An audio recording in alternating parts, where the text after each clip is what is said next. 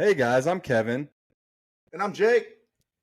We're two bros with benefits, and we've got another great show for you lined up for tonight. We've got another friend of ours that we've known for quite a while, and have some really fun hot topics and some good questions to put him in the hot seat. So stay with us and enjoy the show.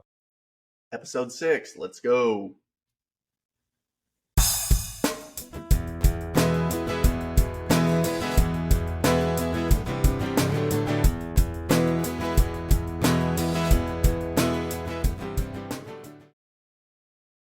All right, guys, we're back with Two Bros with Benefits podcast. I'm Kevin. And I'm Jake. We have another guest on today, another friend of ours, another bro, and we've got a lot to talk about with him. But first, we do need to talk about our giveaways that we have going on. We had last week's episode. We asked the question, Jake. What was the question we asked? The question. It was about Logan's chest piece. Oh, yes. What does Logan have on his chest? Yeah. And we actually had a couple people respond. Actually, the guest tonight responded, but he was not the winner. Sorry. So the winner was actually our brother-in-law, Josh Kern. You've heard us talk about him on the podcast a few times already. So he will be getting some swag sent his way. But now to today's episode, we've got. I want to say one thing, but I will say our special guest. I really do. We do appreciate you at least emailing us and commenting in the answer, because now we know we at least have 5 listeners. We've had 3 people answer. Actually, I guess it would be 6. So we got Adam. Yeah. Adam, Blake. Maybe 5. Corey. Yeah.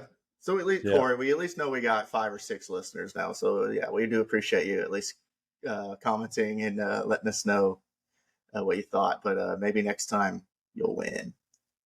Yeah, and anyway. Jake and I have both been talking too. We've had just not random, but other friends reach out that we didn't know if they were listening or not. Just other people that we have known in the past that reached out and said that they're they like it and they're listening to it. So yeah, that's shout cool. out to that's why Chris we do Rogers. This. So. We appreciate you. Shout out to Chris Rogers. Shout out to Josh Barnes. Thanks for reaching out and letting us know that you appreciate and like our content. We really appreciate you. It's very encouraging whenever you get good input that we're giving something that's at least entertaining people. Whether it be like when they're driving to work or in their office, popping on a podcast. So we really appreciate all the feedback. For all you other people out there, yeah, you guys are slacking. Send us some words of encouragement or give us some critiques. We don't mind. We can take it. Yeah. I mean, well, we'll take it lightly. Yeah, we'll take it with a grain of salt, depending on the critique. Agree with you. But agree to disagree, but we will take it. We know we're better than you, so right. Yeah. But yeah, tonight we've got another bro. He's actually been a friend of both of ours, but probably mine a little bit longer. Strange enough, he went to high school at the same school we went to, but didn't actually hang out with him until after high school. And he actually was probably closer to being out of college for all of us when we really started getting to know him and getting to hang out with him. But became a really good friend of ours. He just recently moved back to Newburgh and lives fairly close to me, so we get together often. And yeah, Jake, what do you have anything to say? He's right down the road from you now, isn't he? I mean, he's pretty close. Yeah. He rides what's it called? What are those things called? Like in China. That little what is it? That I know he knows. I was trying to think of something funny. Yeah. it's a tricycle. Kid's tricycle that he rides just around the street and tries to be cool. Look at an adult riding a tricycle. He comes on. But anyways, yeah, I mean that's what I was gonna say is somebody that he went to our high school and I regret not like having encounters with him before we got out of high school, but he came along, hanging out with you, Logan's friend, and I got to meet him, and he's just a really great guy and somebody that I look up to as a role model as far as being a father. He's got a couple little girls.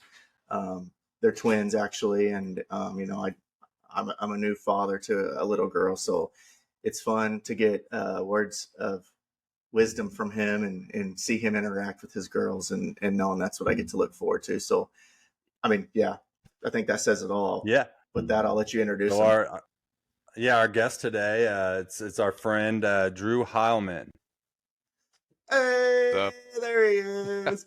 He's proud to be an American. When at least I know I'm free. Oh, I love man. it. Gotta finish Patriot it right there. I know. Well, Gosh. I don't even know if I know those words. I can sing the national anthem for you, but I don't know about that one. He comes in looking like your typical 1970s porn star, and I love every bit of it. Oh yeah, he's got the stash going, the beautiful golden hair. I told him he looks like he's in a post-Olympic interview. Well, I didn't win gold, but I'm here for the podcast. So you're a gold winner in my books. Now, I got the Irish flag. You got the American flag. We were talking before this. We're going to superimpose some, shit flag, North Korea or something. You were in the dancing competition, right? You were in the dance portion of the Olympics. Oh, dude, I could kangaroo hop like the Australian Reagan. Hell yeah! Oh yeah. By the way, did any of you guys watch the break dancing portion of the Olympics? So I heard they announced they're upset now because they're not going to have it in the 2028. But it was very different because the way they scored, it wasn't necessarily like, have you ever seen like the B-boy like world champions where they're just doing like all sorts of crazy tricks? It wasn't necessarily like that. You had to do like a standing portion of it. It was kind of like synchronized swimming meets breakdancing. So it wasn't just like get out there and who can do like the craziest badass shit and then be like, what up? Like what up at the end. It was like you had to do like a standing thing. And I mean, obviously it got popular. Yeah. Originality, like difficulty. What was the other one? There's like three categories. Yeah. Maybe it doesn't matter. But yeah, I watched it, and I watched it with the girls. I watched it with the twins, and then they tried to break dance. Like it was hilarious. I was like, no more cartoons. We're gonna put some Olympics on. Well, that's what it's all about, though. Is like, even me as a kid, watching. I remember watching all the Olympics, and it's like that just inspires you. I mean, I can remember watching like the '96, the girls gymnasts, they had like Dominic Mucciano, Dominic Dawes, Shannon Miller, all those the great girls, and I can remember like putting two chairs together and like holding myself up and pretending like, all right, I'm gonna train my whole life away and be I mean, that's what it's like. That's whenever you're a kid like that, you see that stuff. And what I said, and that's the first time you busted your head open, right? Yeah, probably. Yeah. That was actually pretty good. I tricked myself into doing gymnastics because my sister did gymnastics when we were growing up, and I was 4 years younger, and I was like, I'm bored. I'm sick of watching. Like, so I want to do something. At that point, was it when you realized that you were? Yeah, Drew. At that point, is that when you realized that you were gay? Well, it was like, should I sit here far away from all the girls in spandex, or should I go closer to them? Be up close. Yeah. I was kind of similar. My sister took it, and I remember I was always, like I wasn't the fat person that I am now. I was skinny my whole life until my metabolism went away, and I would go out there and get on like the cheese blocks and just like bust a backflip out for them, just like hoping they'd be like, oh wow, we need to get this guy in. Yeah. Like we need to recruit him, I could do the windmill when I was like, I don't know, like 8 years old or something. What is that? Like, that's like a backhand spring? Oh, we were talking about b-boying. No, like b-boying when you like swing around. Oh, yeah. So, but it would be like on the little, almost like a pommel horse. So it's like I could get around. Yeah. I know exactly what you're talking about. I during Little Five. As soon as you like grow older and you have more weight, it's like oh man, It takes way Oh, more muscle, I but was just it's like a talking to little Beth about kid. that. Like those kids can do that. Like Oh it's, yeah, it's you can like it's lift your nothing. own body weight and stuff. I was talking to Beth about that whenever we were like, because Beth was, she's still a little girl, but she was just a tiny little string bean, and we were talking about how we could like sit on the ground and lift ourselves up, and then pull our legs out under us and go into a handstand. And then like the other night, we were trying to just lift ourselves up, and it was like we were like sweating and grunting. But I was gonna say with the b-boy stuff, I've always seen it on TV, and when I went to Little Five, in my when I was like 18, young teens, and a kid at I think it was Richard Jarbo's place, he could do all that stuff, and it was crazy to see it in person. It was so, I mean, it's awesome whenever you see it on TV, but whenever you see somebody doing that, it's like, how are you spinning like that? It is insane. I mean, it was like so exciting to watch. I was like, don't stop. I want to keep watching you. It's just like whenever you go to like the skate park and you see people doing skate tricks, you're like, do a kick flip, like do more. I think what like caused it to look a little lame was, it's like daylight and it's just like the lighting and like there's no effects or anything. Yeah. And it was just like when you go like this and just like try to pose, Right. there's no way to look cool. Like when you're like Yeah, posing especially like whenever it's that like with like all the outdoors. lights and Yeah, it's open like air, and yeah. the music is drowned out. It's just like, I yeah, didn't what the setting, it should have been like in a stadium with the lights off and like lights on yeah. them, so you like, the movies where they're like dancing back and forth at each other, the Yeah. Chris Brown movies. I can't remember what those are called, but what was it? Step It Up or something? yeah. Well, I think that's Or like something. cheerleading. Oh no, yeah, you're right. I can't remember when that. God, it doesn't matter. Whatever, You it got doesn't matter. served. You got served. Yeah, you got served. That's it. Nailed So it. terrible. So Drew, I don't know if you noticed this or not, but I'm wearing a shirt. You son of a bitch. Do you have this shirt, Drew? No, I left it at your mom's house. Big bird. So on a previous podcast, I think we talked about it. Yeah. On a previous podcast, I think it was when we had Ryan on here and he did the gummy bear challenge. Yeah, no, I've heard you talk shit about me many times on multiple different casts. Yeah. Well, yeah, I mean, you got the shirt.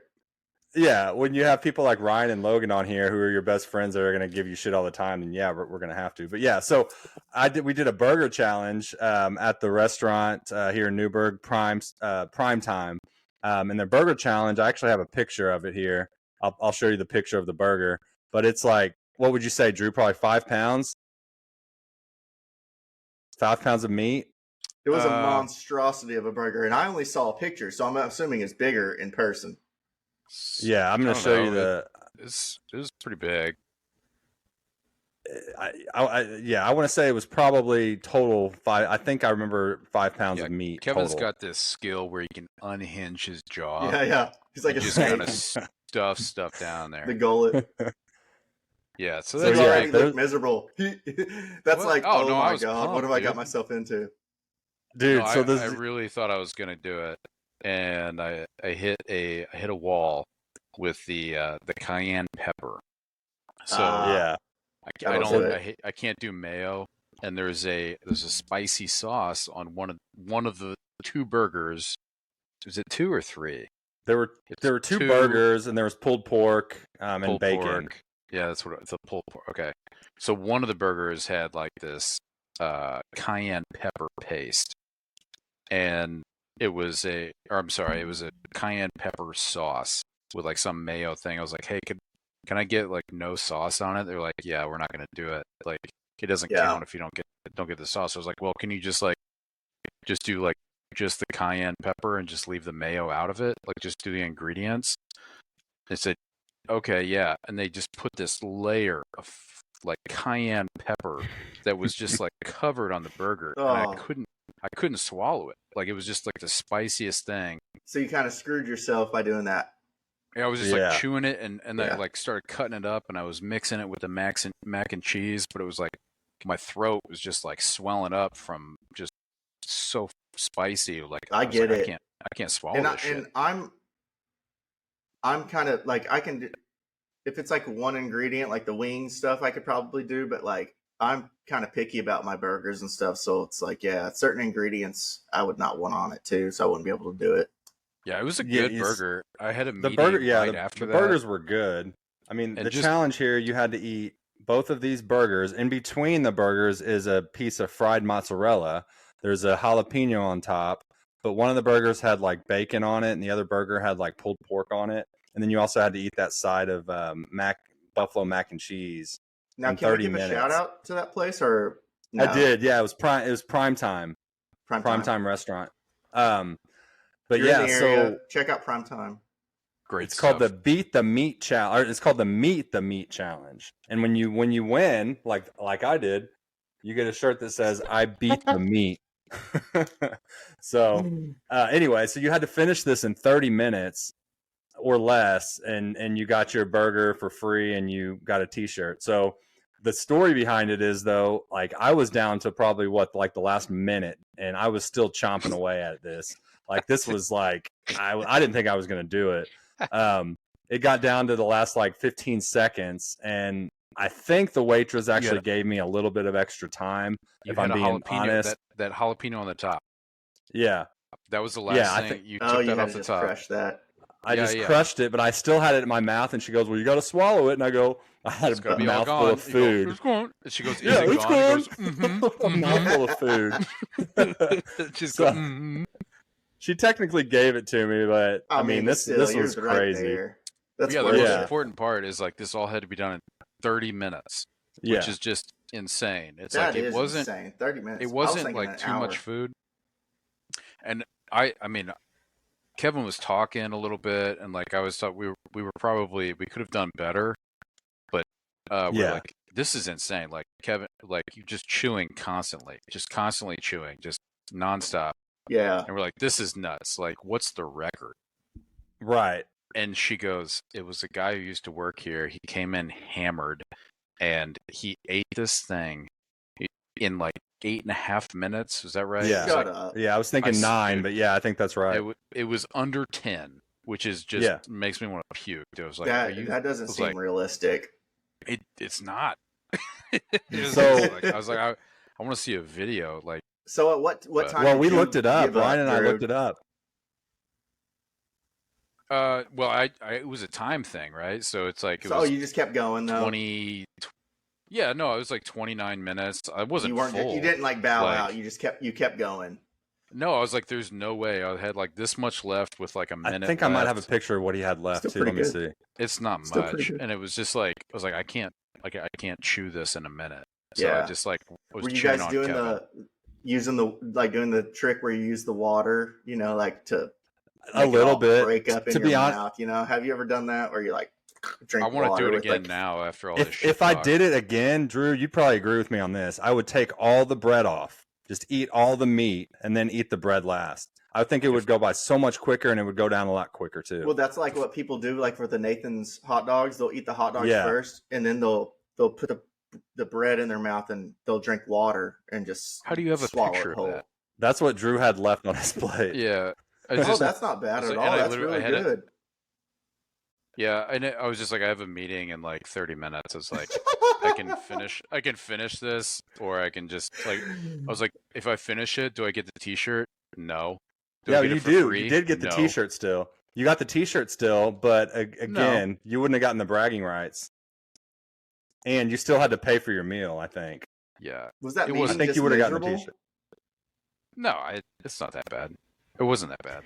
I've Oh, done quite a few. God. I've done quite a few. My picture is still up at Cheeseburger in Auburn, Alabama. That was Nice. another thing that actually brings us. I was going to ask you about. I know you've done some other food challenges. I watched you do a pizza challenge that you also failed. Have you ever won a challenge, Drew? Tell us. Yeah, Okay. I've got a picture in Auburn, and I've got a picture in Carmel. The pizza challenge. Oh, Jesus, you're gonna bring up the pizza challenge again. It's like we're getting ready to go out to the bar. All right, so there were burger challenges. I did well. I got a picture on the wall. The one at Cheeseburger in Auburn was coming off of a cruise. So we had this plan. We were visiting. So my friend Sean Riddle, we Great guy. great guy. Best friend, brother. He's a brother from another mother. He's basically a Londoner now. Yeah, he lives outside of London. He lives in Clovelly right now, but I think he's getting ready to move. But Sorry, We were long just story visiting him short, over the summer. I saw him a couple months ago, and he should be back in town soon. But we'll anyway. So we had this road trip planned, and we went on a cruise together. And on the cruise, we're like, all right, we're hitting up these food challenges. He apparently got into like diners and dives or whatever the TV show was. Yeah. He's like, I've got a plan. We're gonna go to all these places and we're gonna eat for free because we're gonna finish all these challenges. And that's because we were, looking at grad schools and we were just had no money and we stayed at frat houses. He was in a fraternity, I was in a fraternity. And we would just go check out the fraternities, and whichever one was cooler, it's like, oh, these guys seem like real lame. Like, we're gonna go to check out the other one, and like then we stay there, just crash on couches and go visit all these universities. So visiting the universities was great, but finding these diners and these like places, it was cheeseburger at Auburn University, and it was 2.5 pound patties. After they were cooked, and I had 2 of those, so it was 5 pounds of meat, and they were like, yeah, here it is, like plain. I was like, can I get like some mushrooms and Swiss, like can I get something else on this? And they were like, are you nuts? You want to I was add like, stuff? no. I was like, yeah, please. Like, I just got off a cruise where I'm like, Major D, like, please, one more prime rib and a lobster tail. So we were training on the cruise, and we were literally like stuffing ourselves, like just packing it in, trying to train and just eat as much as we possibly could at like one meal. So we'd only eat like one time, like we would eat at dinner and just like hang out the rest of the day. So I was ready, dude. My stomach was just, I was in my peak condition. Primed and ready, yeah. Oh yeah, dude! I finished it and I started eating like fries after. I'm just like, I'm still hungry. Like, this Were they is looking nuts. at like, you in amazement? Like, yeah, the one she was like, this is kind of disgusting. Like, kind of cute waitress, but anyway.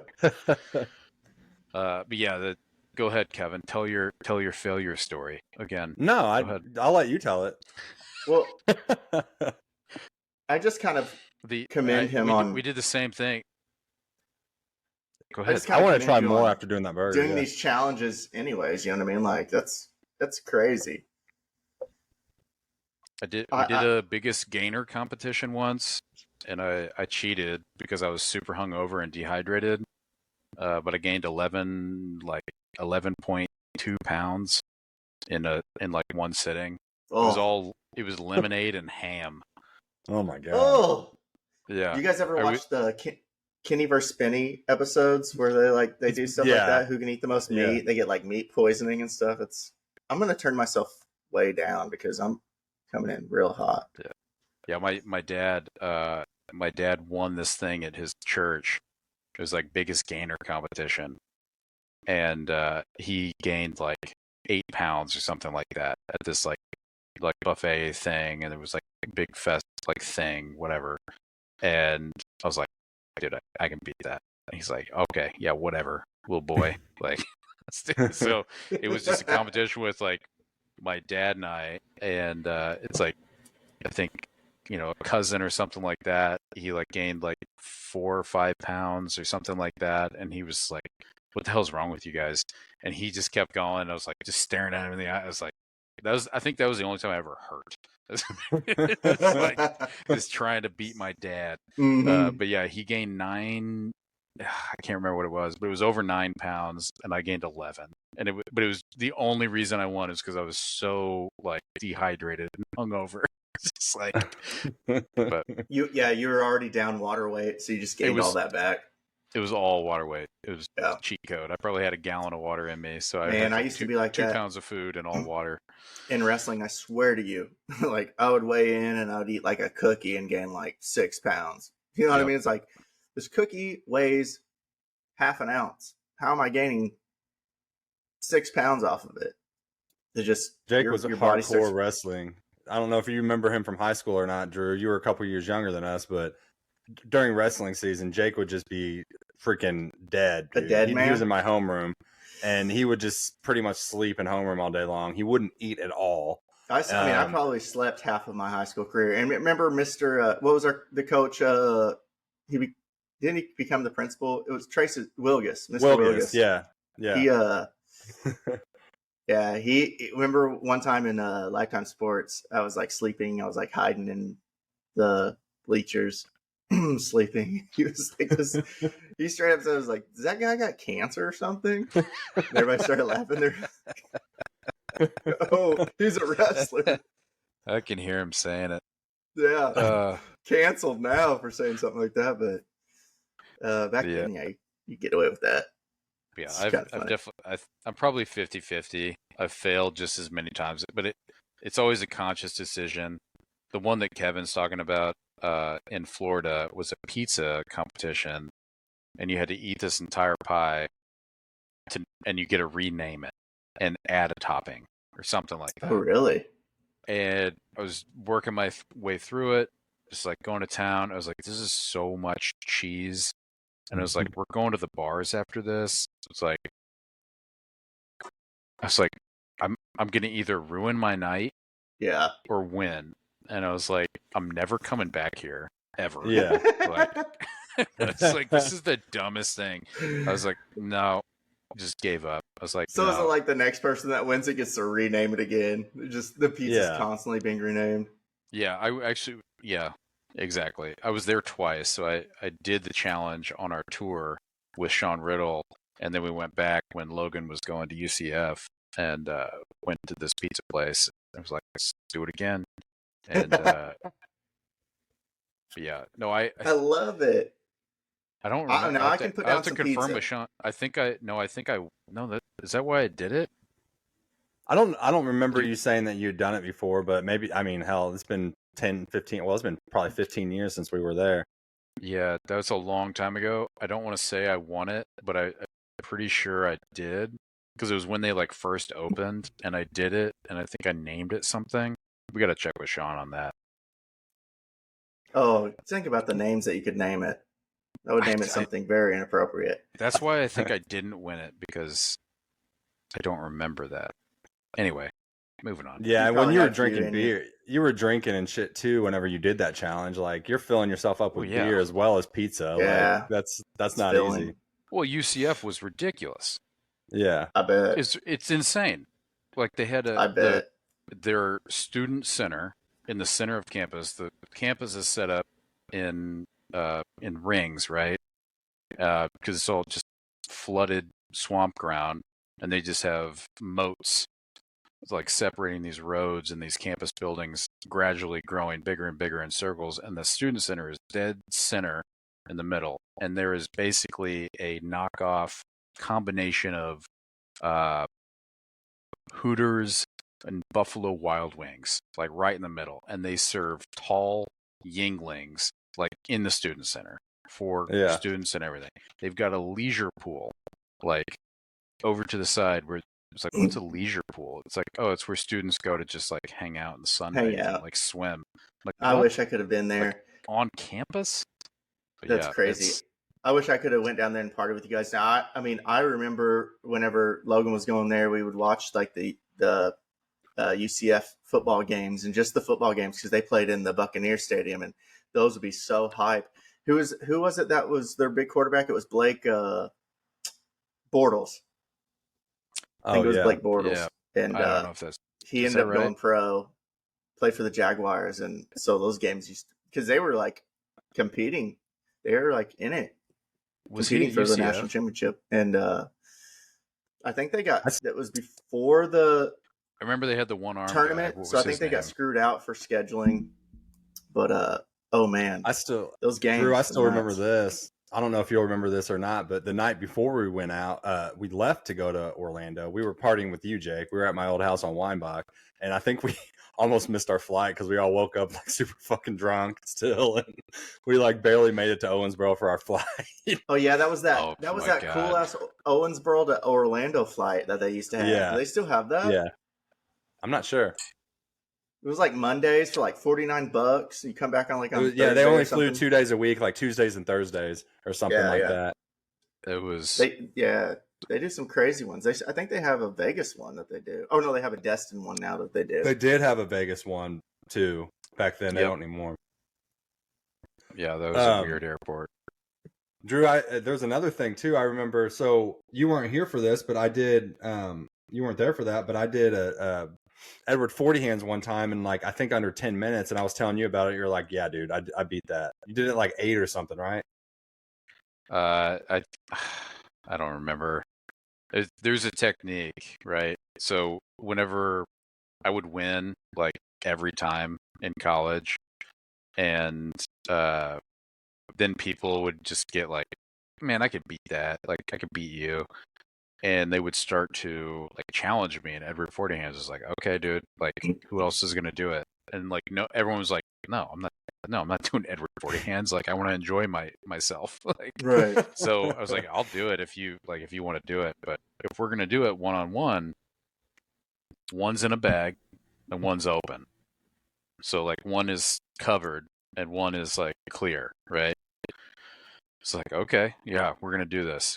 So you have to like just figure out it's a game of strategy, and you mess with the other person's head. So you drink, like, obviously you're drinking the one in the bag completely empty, and then you just continue to put the empty bottle up to your face and just be like, oh yeah. So they take their time and like slowly, like they're like, oh yeah, he's still got a bunch left because I've got like a little bit here and all this stuff, and I like slowly get down to here, and I just keep doing this with an empty bottle, and I'm like, oh yeah, just empty the bag, and it's like, yeah, I'm done. That's nice. funny. That is a good strategy. Yeah. I never knew that it was like an actual race. I just did it by myself. It shouldn't be. It should not be. It shouldn't be. Yeah, if anyone's listening, don't do this at home. You know, like right? Yeah. God, there was at your own risk. We had an incident at the house I was living in college when this all started. It was like Edward 40 hands, and the Hulk movie came out, and the guy who got last somehow was the drunkest. I'm like, how are you drunk? Like, were you taking shots? Like, did you like, what were you doing? And he was the last one finished. I think it took him like 40 minutes, and he had these like, duct tape things. I remember like, I think he had his girlfriend help him go pee once or maybe twice. Like he like was crying all about it. It was like really embarrassing, and we were all making fun of him because everyone was done, and he's like still not done. And there was a spite thing, and he was like, "I have to finish." We're like, dude, you don't have to finish. Like, just stop. Like, it's okay. Chill out. And then he goes Hulk smash. The Hulk movie, and he does that with the bottles, and he slices his hand off. Oh, come on. And then all of a sudden it's like just drunk people everywhere, like freaking out, and it's like bleeding, and I'm like, I was done 30 minutes ago, and I was like, how am I taking care of you? Yeah. Like, I was like, man, all right, here, come here, we're gonna wrap you up. I need to go to the hospital. I was like, no, you don't, it's not that bad, like just calm down. Yeah.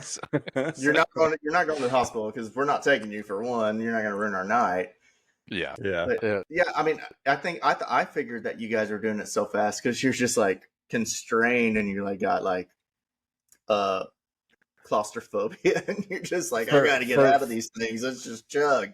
No, for me, it was probably an anxiety thing because like it doesn't take me long to have to pee whenever I'm drinking, and if you're drinking that much liquid, you're gonna have to go pee. So for me, I drink you guys know, I drink everything super fast anyway, and eat super fast. So I mean, I was just knocking through it. It's all a competition thing for me. Yeah. I just I've never done that. I feel like I could do a pretty good job, but sounds like we're gonna do that on the next podcast. I think I've done pretty much everything you can think of. When you guys have me on again at episode 100 and whatever. We'll just do episode. We'll do a 40 hands competition. Yeah, there you go. And then it'll just be us drunk rambling afterwards. Me just rolling my eyes at you guys every 5 minutes. It's not that. I mean, if you're doing it with like malt liquor, yeah, maybe we'll be a little. See, that's what I did. I did it with Magnum 40s. Colt 45s, Magnums, Kevin, Mickeys. going back to episode 1. Yes. Yeah. Whenever we bring, we need to do that soon. I mean, whenever we bring in the, I can't even remember what it was called. I mean, it was some weird name, that NASA drink that gets you drunk. You know what we're talking about, Drew? Where did you listen to the episode with Adam James? I did. There's this chemical, or it's an alcohol, right, Jake? No, it's not. It's not alcohol. I mean, it's some kind of element, substance. I don't know what it is. I can't remember. We looked it up, but it's not mowing my grass alcohol. when I listened. It gets you drunk like alcohol, but it's not alcohol. It's actually beneficial for you. It helps your body. Yeah. So, and it's not alcohol. Like, it doesn't have to go through your bloodstream. It doesn't go through your liver or anything like that. But you get the same effects as being drunk. Yeah. You get the same effects as being drunk. And we've talked about bringing it on and drinking it. But just Kevin, if we do that, you're going to drink it, right? Well, sure. I'll give it a try. Yeah. Sounds good. Yeah. Heck yeah. I don't know. Sounds it's got like some weird name, Drew. It's like, this is way wrong, but it's like CF 39140, something like that. That's just like what it's called. Some weird name like that. Cool. But yeah, NASA, they were trying to figure out how they could give energy to their astronauts and help them out. And they found out like some of the side effects were that they got drunk, like alcohol. And so it gets you drunk. And now, since then, they've like commercialized it. NASA has a drink out there. A bunch of other people have a drink out there. You can actually get like the pure chemical or element or whatever it's called, and you can take shots of it. I'm sure it would get you there quicker. But like, yeah, they make like seltzers, which is pretty crazy. That's wild. There was a place in Vegas. I was like, it's like vaporized alcohol. Yeah. And you're supposed to like just like breathe it in. Yeah. Kevin, now do you remember whenever we did that? Where was that? That was a big thing on Vine. And we did it in your old house on Chestnut. So we got a bunch of alcohol, like liquor and stuff, and we got like a syringe that was like kind of like a bike pump. And we put it in a cork, and we corked all these bottles, and you pump pressure into it. Oh, and then pop it out. All the alcohol vapor comes up, and we sucked on it. And people in the videos, I don't think we really felt any effects of it. But I'm sure what you're talking about, it was probably done a lot more, professional than what we were doing. Yeah. But I mean, I think we got enough stuff for, the beginning of this. I think what we can do is take a quick break here and then come back with some hot topics and some Spitfire questions for our boy Drew. Spitfire questions. I can't believe 37 minutes went by that quick. It's just what you do whenever how it goes. This to be your longest podcast. I know I'm not your first, and your brother was on, and he wanted to be your best, but just give me that. This one's going pretty darn good. Dude. It's funny you say that because Matt actually, Jake, I don't know if you saw your phone. Matt texted you and me and said, "What time am I on tonight?" I didn't see it. I have to look. Nice. He just sent it to us a couple minutes ago. I should have said, I need you to sub in for me, bro. Tell him Eggs Benedict can wait till next week. Yeah, I want my time to shine. Yeah. If you watch, he's actually one of your only guests that I've actually never met. So Matt's awesome, dude. You really like Matt a lot. Yeah, he's a really cool dude. We'll see.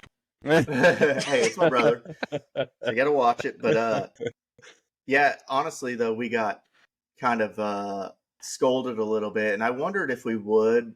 Before we get off, I wondered if we would. I thought it would be fine because we only played a portion of it, and I know like in a lot of like with radio shows and TV shows, you can play a certain portion of copyright songs. But when we introed him, we had the Bulls theme song playing because he's from Chicago.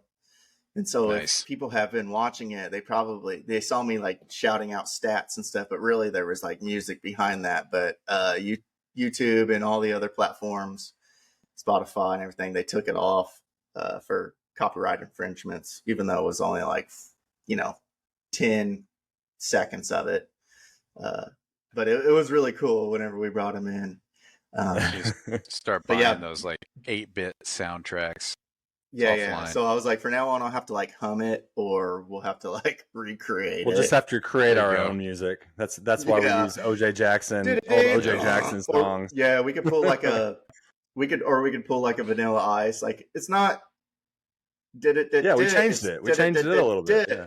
You know, we added one more dit to it, so it's different. You pull the old Vanilla Ice. The old Vanilla Ice. The old Robbie Van Winkle. That's right. All right. But yeah, we'll take a quick break and we'll be right back, guys. All right, see you guys. Bye.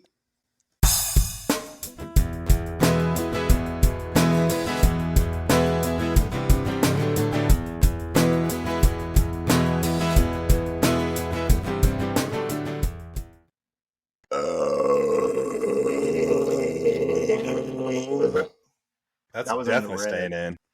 I'm a big fan of I'm a huge fan of It's Always Sunny in Philadelphia, and they always I follow their podcast and they talk about it all the time, how they couldn't do that. And you know else? I met Sweet D and Mac, right?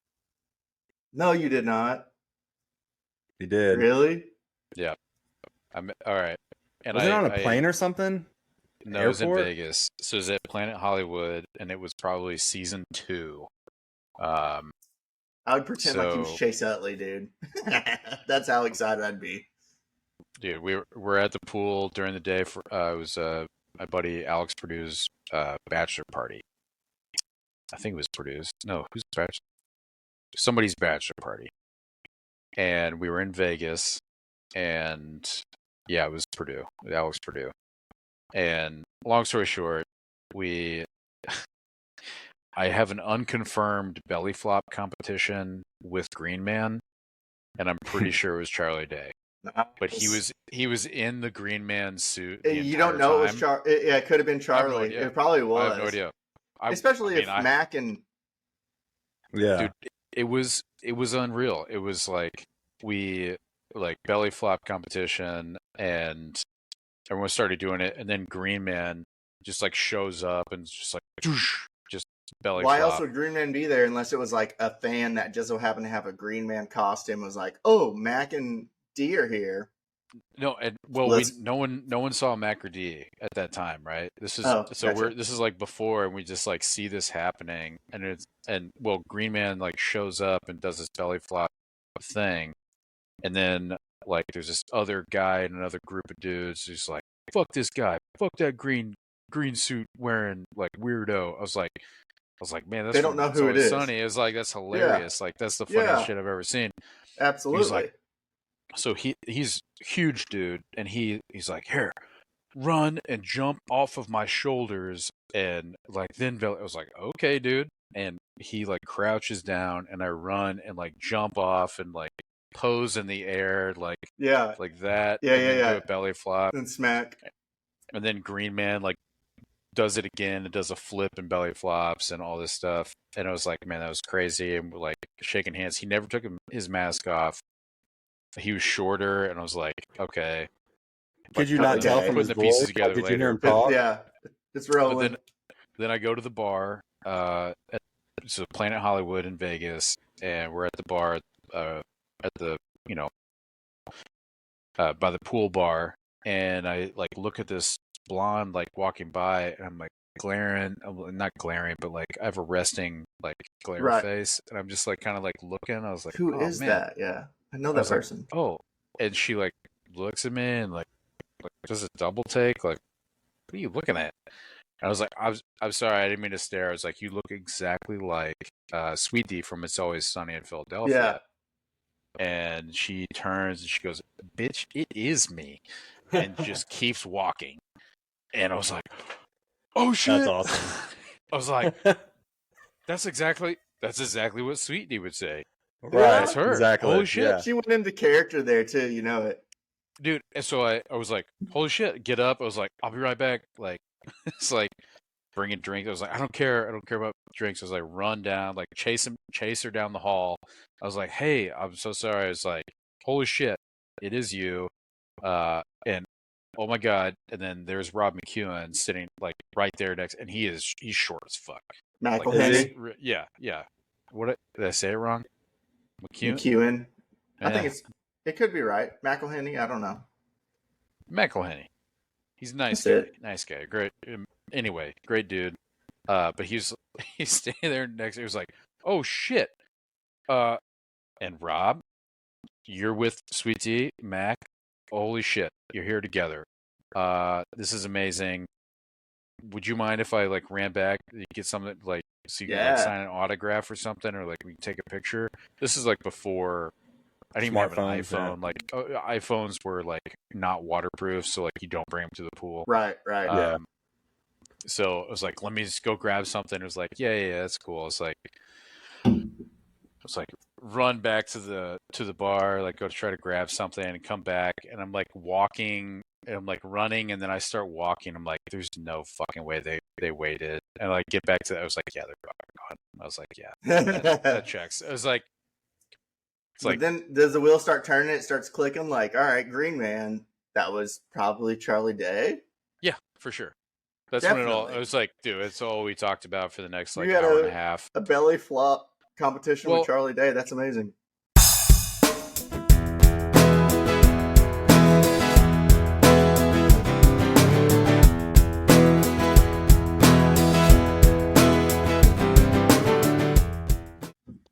We're back with a podcast, Two Bros with Benefits. I'm Kevin. What's up, guys? And I'm Jake. And we got our boy Andrew. And this is our Andrew Heilman. Drew. Yeah. This is Charlie, who's actually named after Charlie Day. Nice. Or Charlie Sheen. But we're back, and we wanted to do one of our featured segments, the hot topics and hot takes. And for you all know, we have a little ditty that we like to play before ditty. So here it is. Hey, man. I've been thinking a lot lately. What you thinking about? Hey! You know what time it is. That is time for Hot Topics and Hot Takes, where we we come up with unique, funny names for different topics, and we have our guest pick which topic he wants to talk about first. And normally we try to hide the idea in the in the title, so it's not obvious. But our three topics for you today, Drew, so the first topic is there's a strong Musk in the air.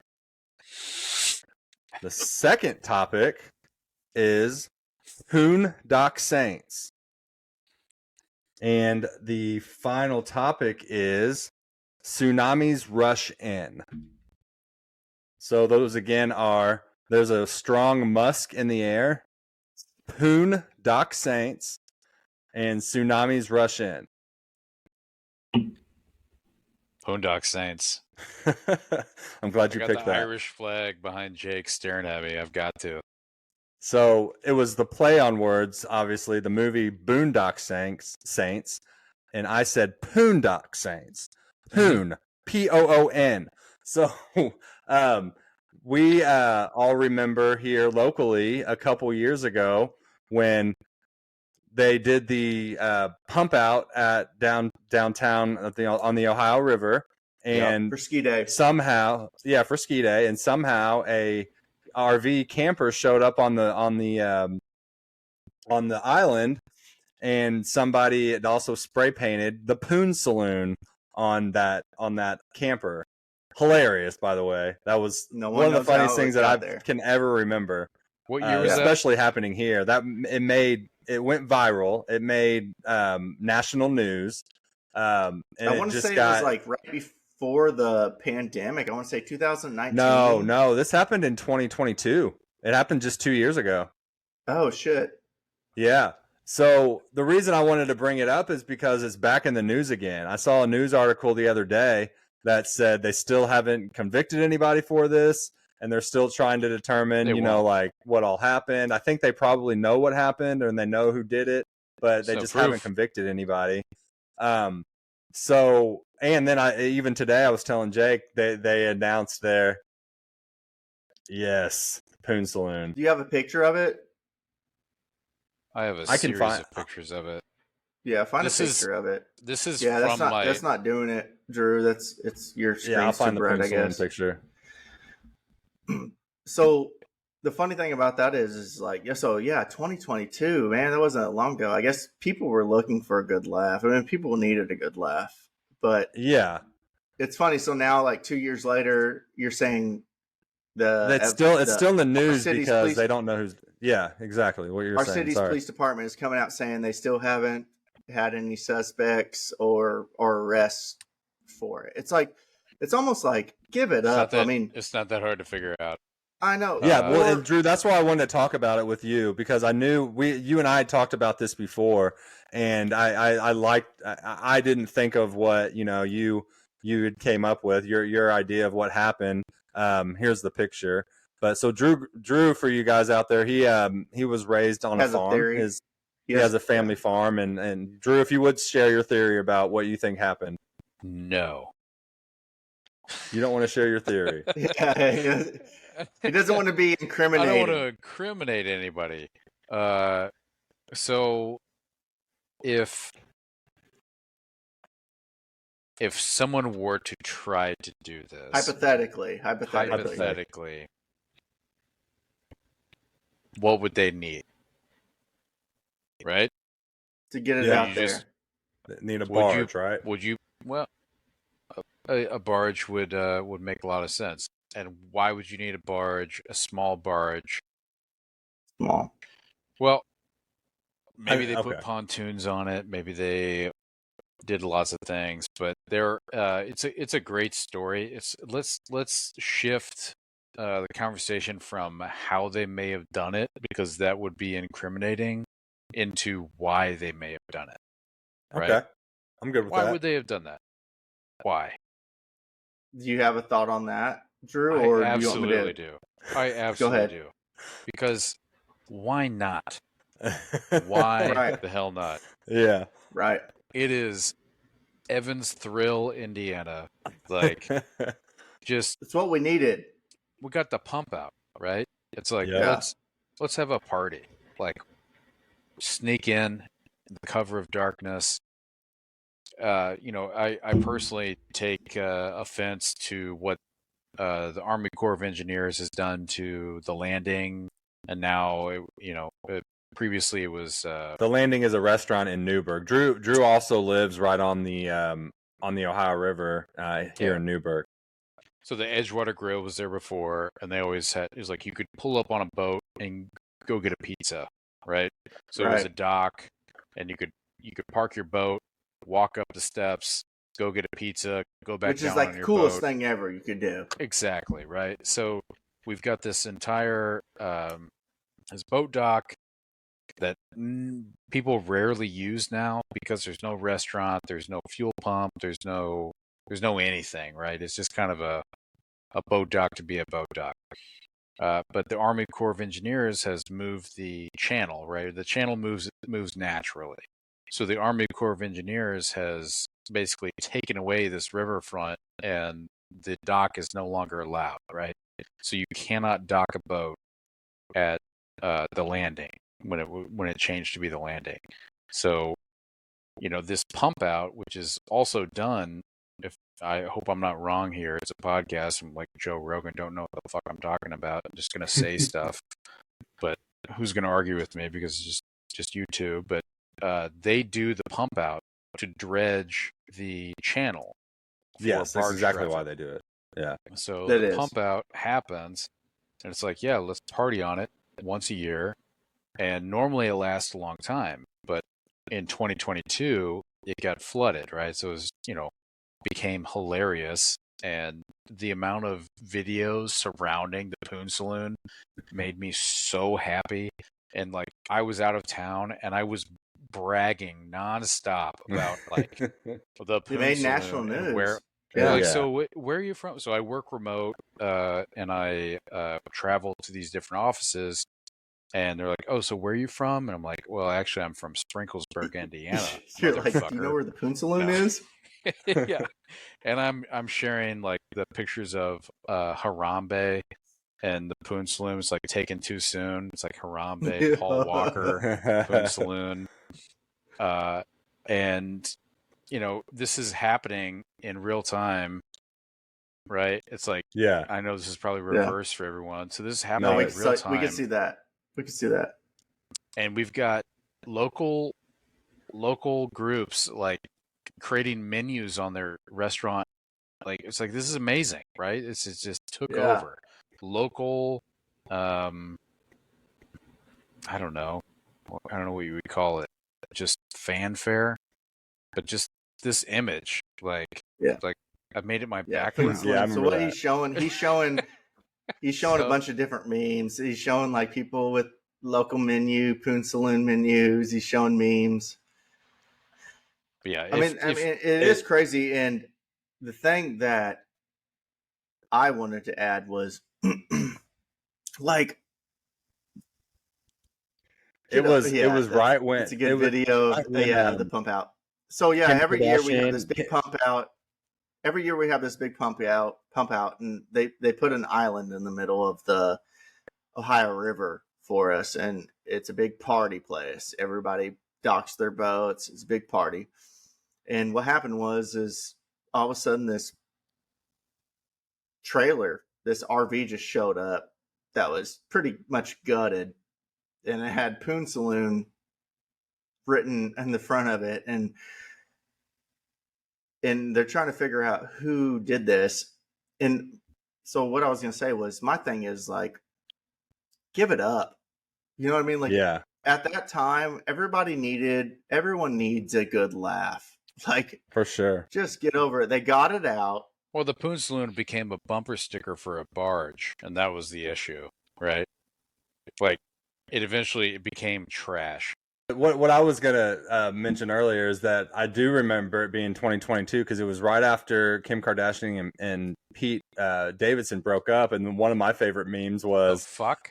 Yeah, one of Really? my favorite memes was Really? a picture of Pete Davidson at the Poon Saloon. They're like, I think Pete Davidson's doing okay, or something like that. I've never seen that All one. right, That's all right. hilarious. I was gonna make fun of you for like following like Yeah. celebrity breakups, but that Yeah, actually that's checks funny. out. I Yeah, yeah. retract my what the fuck, and Right. I say that makes a lot of But- sense. I think we can move on to the next topic, Drew. So we've got there's a strong Musk in the air, and tsunamis rush in. Tsunamis. All right, Jake, you want to take the wheel? Yeah, so we actually have a video for you to watch before. All right. The Russians have a tsunami torpedo. It starts tsunamis. Yeah, it's basically a nuclear torpedo. It explodes underwater, causing a tsunami, which can wash, half the United States away. Russia had produced the first set of nuclear-powered, very long-range, nuclear-armed torpedoes known as Poseidon. Strategic experts are warning that the Poseidon torpedoes would have the potential to devastate a coastal city, causing radioactive floods and result in millions of deaths. Oh, fuck, dude. The Russians. Yeah. So Real cheerful so- podcast. Yeah, so I mean that's kind of scary. I mean, there's nuclear warheads, and they just pushed off the coast of Cuba, and that's where these are. So they could really take out some cities down there. In another video I saw. With that being said, I also watched another video recently where we have AI controlled F-16s now, or dogfighters. I don't even know if it was F-16s. I could be libelous by saying that, but they ran these dogfights with human pilots and AI controlled fighter jets, and 6 out of 6 times the AI beat the humans. And then on top of that, I'll say. I mean, I just shared something with Kevin on the newest technology on target tracking with AI, and it was pretty scary. I wish we could show that video for the listeners. They wouldn't be able to see it, but basically, the new target finding AI it's basically shows a red dot on their forehead. You know what the red dot means, and they're trying to hide behind this obstacle, and every time they their tiny little bit of their head pops out, it's just like boop boop. And then another one that I'm going to show another one I'm going to talk about is these killer drones. So I saw this actually a couple years back. We have the technology where we can release these tiny little drone bots, right? We can release them over a city. So we'll use Drones? It's a drone. I guess it would just be called a drone. You know, those white drones. So anyways, they release these micro drones. And they go down into the city and they have fake face recognition on them. And so they just go around the city scanning faces until they find who they need to find. And when they find who they need to find, they fly right down into them and explode right as soon as they make contact with their head. Where did you see this though? I just saw this on. I mean, I saw this a couple years ago, and then I saw this was confirmed. Scanning faces. I saw this was confirmed recently. If you want, I could probably look up the video. I believe you saw a video. Yeah. So, I saw a realistic video of I think it was the Ukrainian-Russian war where they used this, and it wasn't what I'm saying where they dropped a whole bunch of tiny drones, but they did drop one, and this drone was set with explosives, and it followed a Russian, not a civilian, a Russian soldier that was trying to escape, and it collided with him and blew up the whole vehicle. Well, they're using a combination of multiple sources of intelligence here. So of course they're using like heat maps for like seeing inside like through a building or whatever, right? Infrared, trying to track people, and say you get a positive identification from like one photo, but like a drone doing facial recognition from like even a low altitude is next to impossible, because even if it's like a condensed LiDAR or something like that where you're shooting lasers to get like a facial recognition, like it's just not, like that's not possible. You need some sort of ground intelligence or some additional information, and that's why like Obama gets fried for like how many drone strikes he did. See, you don't believe unconfirmed, and I don't believe what? You don't believe that this drone technology? I believe that. Yes. I'm not saying you believe me. I'm not the one that. No, that said I saw what I saw, and the camera technology's there, and the facial recognition. You do know, there. Like in China, like China's like heavily like facial recognition. Like if you jaywalk, they pick you up and they'll just immediately just fine you and take the money from your account. Yeah, there's cameras everywhere, right? So who's to say a drone's not be able to like do something like that, and as soon as it recognizes you, just boom. Physics.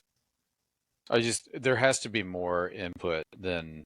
It's like it depends. I just don't know what video you're talking about. So maybe, like, if there was like a traffic cam that confirmed a person in a specific place. You're saying there's too much of a percentage like that it couldn't be that person that.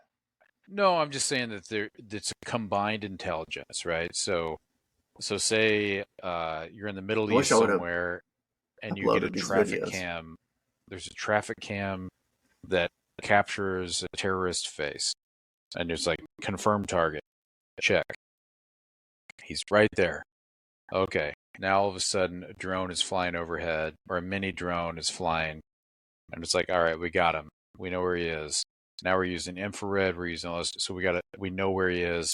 We've been tracking him for the last hour and a half, 2 hours, just waiting for Tomahawk missile or whatever. Confirmation, yeah. Right. Waiting for the go. Right. Waiting for the launch. It's more complicated than just like there's a super crazy drone that could just find anyone and just kill them, right? It's not there yet, but yeah. It's maybe So like, that it's 2 video years that I was out. talking about, that 3 video years was out. is showing what the future of everything could be. I didn't say that was realistic. Okay. That I didn't say that happened, but I did see recently a video of a drone that picked up facial recognition on someone that was a target. How That close? they ensued. It was up there, and it came down, and you watch it like you watch the whole video where it like lowers down. He's driving on the road, and it just boom, it hits him, and it just explodes the whole vehicle. I guess the issue I have is like, So, I mean, it's always going to come back to behind the scenes where it's like facial structure, and like it's like that's why I don't get my face scanned when I'm traveling abroad. Just for the listeners out there, all 5 of them. I'm just kidding. There will millions of people will listen to this one day, I promise. But for the people out there, you have to realize you don't like if American Airlines or the TSA is like, yeah, go ahead and take your picture, stand up here, take your picture. You don't have to say yes. You never have to say yes, like getting your photo taken. I always say no. We're like, really? Like, he was like, yeah, really. Like, don't take my picture. Here's my ID. I'll be on my way now. And you just walk through. Like, they're tracking. It's not that complex of a system. And there's only so many data points on like cheekbones, and it's like your face changes. And there's false identification all the time. And trusting a drone, even if it is, so when I said focused LiDAR, we're talking about like lasers trying to like make the facial structure of a person. So my question would be, do you think that the government would care about that? If it was if they have enough target, intelligence to think that it was that person, whether they know that it's that person's if it's a 50, I think if it's a high value target, it depends how like important the target is. Have you ever seen the movie Eagle Eye? Yeah, for sure. Yeah, you should watch it. I mean, Kevin, if you haven't watched it, it's kind of goes on that.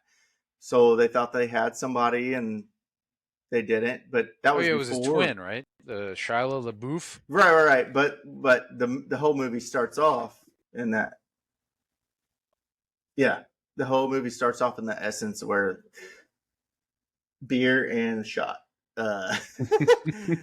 My beer runner is coming. So the whole movie kind of starts off in that essence where they think that they have somebody, but as far as recognition, but recognition isn't like we had today, and they actually got the wrong people, and it sets off a chain of events. Yeah, I've seen that. So Eagle Eye is like, well, we're incompetent and we can't do that, so we're going to shut down our government. But it's tough. But man.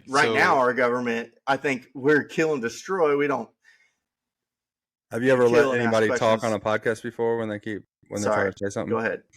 No, it's fine.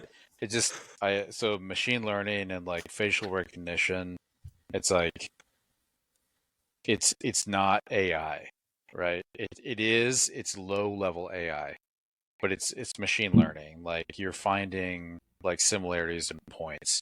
You're finding cheekbone structure. It's not like there's not a cognitive anything happening. It's just comparing thousands. It's a matrix. There's errors. Of course there is. Like inherently. Of course. So what Just I'm like the only thing I'm trying to say is like the only way I think anyone would pull a trigger is if it's like a crazy high value. It's like, hey, Osama bin Laden, right? It's like, go back. This is Osama bin Laden. We're 60% sure that this is Osama bin Laden. We're like, well, fuck it. We're gonna shoot no matter what, right? I don't know. I'm not saying that's the right call. I'm not saying anything. I'm just saying, like, if it's a crazy high value well, target, are those the decisions that the people base their yeah. So, like I was saying, what I fingertips was around? telling Like, you about was I don't know. that was a futuristic thing, but I did see where they didn't implement like where all these little drones came down and started searching around and looking for facial recognition and killing someone. But I did see a video actually where they did take a drone and they used it and they exploded. They just destroyed a Russian soldier. But I think we should get back to the task at hand is what about this Poseidon? What do you think about it? I mean, like this is that's pretty scary. I mean, they're right outside of Cuba right now with these nuclear submarines that have the potential to cause tsunamis that will take out cities, if not cities, regions of the U.S. Is it 46 minutes, right? Something like that. I don't know if that's the right number. What that we have as warning or what? No warning. It's like before the Holocaust is like complete, right? Something like that. It's once the first missile is launched, counterstrikes start. Yeah. So the reason it hasn't already happened is because, the nuclear powers of the world The know, repercussions. Yeah. right? It's because of the balance. Yeah. I think if they're, I don't know. It's the no one's crazy enough to kill everyone. Yeah. I mean, yeah, you're right. Hopefully, right? Yeah, hopefully. Yeah, it's a Well, I mean, there's terrifying that thought. Russian soldier that was given the Minutes to order midnight. to hit the button, and he decided not to during the Cold War. Right. And I wish we did have this video, Kevin, but I've shown Beth this video of what nuclear warfare would look like as far as our nukes, where they would go if nuclear warfare hit, and it was just catastrophic, and it was all going to Russia. Yeah. And it was pretty bad. It ended up There- like 54 million people lost. So I think that's there's no iron curtain for hypersonic missiles. yeah. I think the tension of that. I think that's not a thing. I think what we'll see there's is no protection against hypersonic missiles. yeah. The only tested protection has like failed like 70% of the time during testing. Yeah. Yeah, it's terrifying. Why the fuck are we talking about this? Yeah, it's like I was having a good time. I think it will go eventually. It would just all go towards infiltrate. Like I mean, like we all need to get along. Yeah. That's basically right? What it is. But so the fact that Russia wasn't at the Olympics is a big deal. You're right. We just had the damn Olympics, but if we do go to war, I think that it will be a different type of war where it will all be ground, and there'll be Geneva Convention rules where we can't use nuclear warfare. And, nope. But then you never know, because you got people that are siding with dictators. We got Putin that's meeting up with Kim Jong-un, and he's meeting up with the Chinese prime minister, and so you just never know how it goes. So it's going to take a crazy person to pull the trigger. And does the crazy person to pull the trigger? All right, let's dissect that person for a second and say they want to be remembered. Do they want to be remembered as the person that like ended the world? Yeah. Right. How do they get to that level of power? Adolf Knowing that, Hitler. right? Adolf Hitler. Well, he didn't want to end the world. He Imagine wanted if to you're Putin change the world. and you think you're Adolf and Hitler. he's the absolute devil, right? He's the fucking worst. But he wasn't trying to like. If he had a nuke, I don't know, dude. I don't know. He didn't. If he would have had one, he probably would have used it. Yeah, and it would just left a little tiny like so everyone would have just been living in Germany and nuked everywhere else in the world. Right. Fuck that guy. It's like who's the crazy like who's gonna pull the trigger, right? Who's a crazy And another thing that I saw, it's gonna be AI. It'll be AI. It'll be AI. It'll be self-awareness. I enjoy talking about this stuff, but like I don't know, man. I'm pretty pessimistic. Me too. It's like if something happens, I just hope I'm in the first wave. It's like I wouldn't. Yeah, right. Me too. I wouldn't want to be part of. Yeah, let's get out of there. Yeah, dude. I get so paranoid about the. I'm paranoid about the fucking Yellowstone volcano explosion. Oh yeah, and I'm just like happy that I'm like kind of outside of the zone where I can like get away from that. And I think that's going to happen. Not really. Do you think about that stuff? You know, you'll have a flood of survivors, and everything will be just topsy. Like COVID will look like, a stroll in the park compared to the upheaval to society if Yellowstone actually explodes. I think about all that type of stuff. This will affect the not even like U.S. will just be absolutely devastated, obviously, but the world economy. It will destroy our way of everything. The world grain economy will be absolutely destroyed. Like it is devastating if that shit happens, and it's already what is it, like a couple thousand years overdue? Oh, it's way overdue. Way overdue. Well, did you see? Did you see I'm going to Yellowstone next year for my brother's wedding. Well, there was a cup there. Did you see what just happened at Yellowstone? That geyser that it wasn't the main geyser, was another geyser that just like exploded and like went nuts and almost like killed a bunch of people. Cool. They all had to run. I watch that stuff and I'm just like, oh, here we go. It's coming. Like, what do you think the future of war will look like? And how terrifying will it be? Like, I mean, do you think it's going to be robots matched up against robots? No. I think it will all be. I don't think it's going to be robots. Type, because I think that we know in the Geneva Convention, I think it's going to be written in that we cannot use nuclear warfare. And there'll probably be a dictator that says, fuck it, and does it. And we'll be prepared for it. But I think it'll all be down to ground warfare. And what do you think that will look like? I think. Do you think it'll be like robots running against robots? No. And we're behind? I mean, no.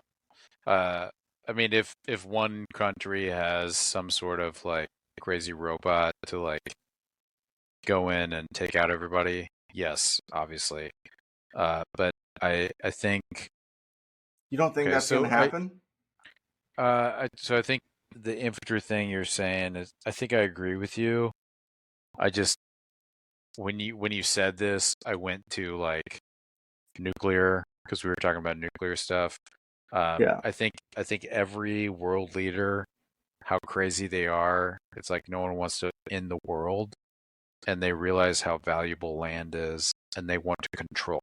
So all they want is control. They don't want to end the world. They want control of the world. So to answer your question, it's like, yeah, it's ground stuff, getting rid of any insurgents, and yeah, Missiles, that's probably going to be. planes. Well, it's like you don't want to destroy too much, right? It's like Right. occupying enemy territory. It's like you don't want to have, yeah, it. Fallout. Yeah, you don't want any kind of pushback later on. You want to do it with as light of a hand as possible. You want to take over, get rid of any insurgents, and let the people live, right? It's like control of territory doesn't mean you have like a buildup of, a couple billion people to move into these new places, right? You can't just go in and murder everyone in all these towns and just move in new people. It doesn't work like that. Yeah. You can't just take over territory. It's not like more, it used to it's be. more complex. There's culture. There's unless you're from North Korea, which they have North Korea, the last time I looked, which this was a couple of years ago, they had the 4th highest military in the world, which is kind of scary. No, it's not that scary. For being such a small country to be the 4th highest. Very malnourished. And that's the one that you got to worry about. That's not the one you have to worry about. Well, I think what you have to worry about is Russia coming over to China, and China is wanting to take over Taiwan. They've been wanting to take over them for a long time. Yeah. Those Taiwanese countries. And that's scary. So it's like it's very scary. They back each other up, which we've been protecting. Then it's like, do we go to war with Russia and China? Over Taiwan? Over a territory like that. Let's talk AI, because it's way less depressing than nuclear holocaust, you fucking maniacs. Jesus Christ. There's a strong Musk podcast. In the air is the last topic. So, Jake, you want to introduce that one as well? Yeah, so, we can't get away from AI, and I think that it's just going to be a topic that just constantly is going to come up in our podcasts. And there's so much to talk about with it, but we have a couple videos for Drew to watch.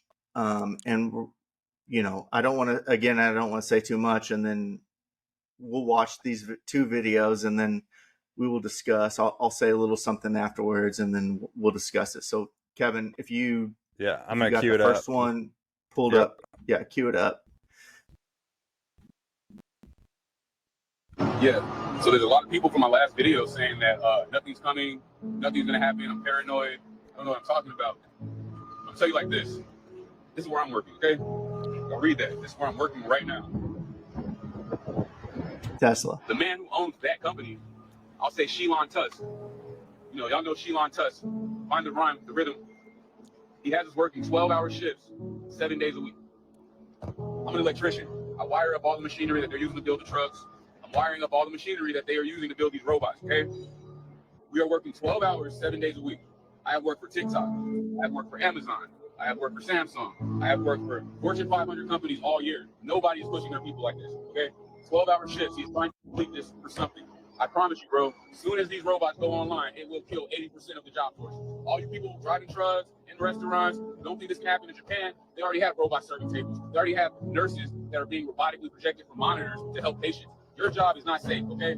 80% of the workforce will be killed by these robots. As soon as he puts these AIs inside of these robots, I promise you, bro, they will think, be smarter, faster, and they do not need to sleep, bro. We call in. I called in 3 days ago because I worked 6 days straight. Robots don't do that. And that's what they're pushing for, bro. Have you sitting at home with a real ID, with your dead now money, taking free governmental universal income, slave, bro. Victim to the system, bro. They do not want you out here moving how you want. They do not want you collecting resources. They don't want you to do anything without their knowledge, bro. They want to track every transaction. They want to track your whereabouts. They want to know what you're thinking, bro. And all they want to do is monetize and commercialize that. It's that mark of the beast. The mark of the beast is taking things that should not be for money or for sale and making them for sale, like your soul, love, things of that nature, bro. And y'all saying it's not coming, but it's right around the corner. I promise you, bro, this is coming. Where I'm working right now is proving that. This man sends drones on the top of the buildings, drones inside the building to count how many people are working at all times. This is not a game, bro. You want me to go ahead and just play the second one too, Jake? There will be fewer and fewer jobs that a robot cannot do better. What to do about mass unemployment?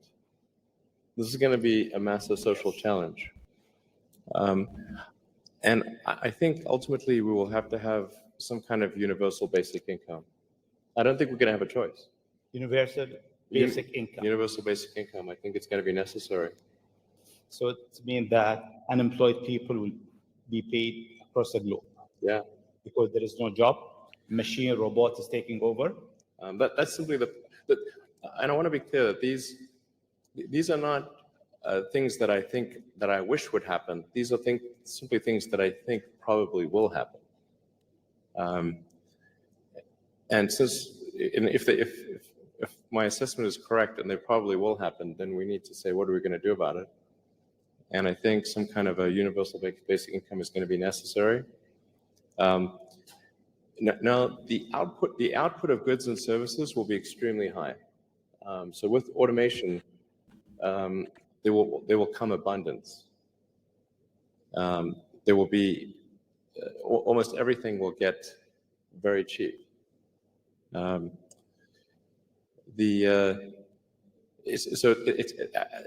think the biggest. I think we'll just end up doing universal basic income. It's going to be necessary.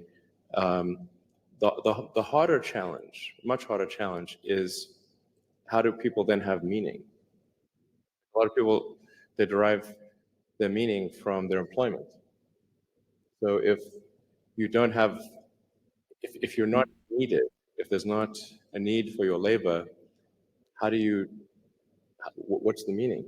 Do you have meaning? Do you feel useless? That's a much harder problem to deal with. Yeah, so that's cheerful messages. That's tough to listen to, isn't it? Yeah, no, I've heard that.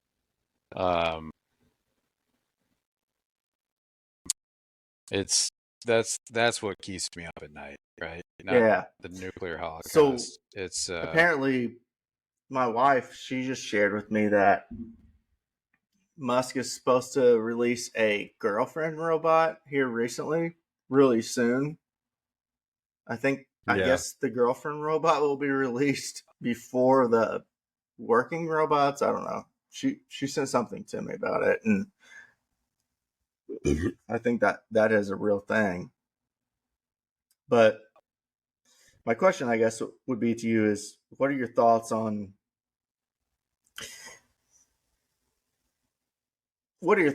this? Also, what are your thoughts on universal income? I mean, I'm all for universal healthcare, universal education, but yeah, I don't have my hat down here. I was a proud supporter of Andrew Yang.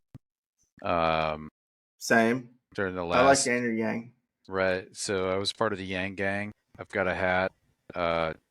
Just math to make America think harder. I was talking to this was, oh my gosh, was that 8 years ago? So 8 years ago, Andrew Yang's talking about AI coming for, it was the time of like Tesla semis, and it's like semi-truck drivers are going to be out of a job. Oh my God, there's so many people that drive semi-trucks. Obviously that hasn't happened yet. But, the idea of, him talking about, it's not semi-truck drivers. It's machine learning, which is not AI. It is machine learning. It is a form of AI, but it's a very low level. Have you not seen the AI semi-trucks being driven? I've seen a Mercedes Benz. Yeah, but that's not the point. The point is that radiologist, right? For example, would you want, if you had a scan of your body done, would you want a radiologist to look at it, or would you want a computer to look at it?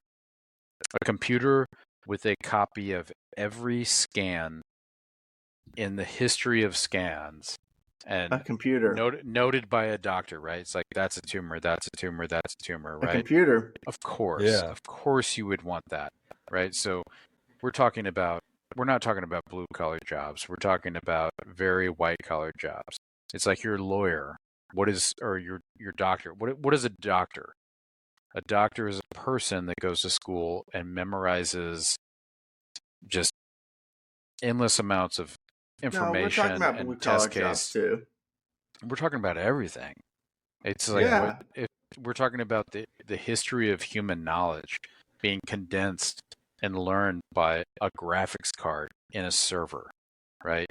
So we're talking about text being turned into very complex matrices of information, and that network is essentially, it's already better than a human brain. So so quantum computing, solving issues.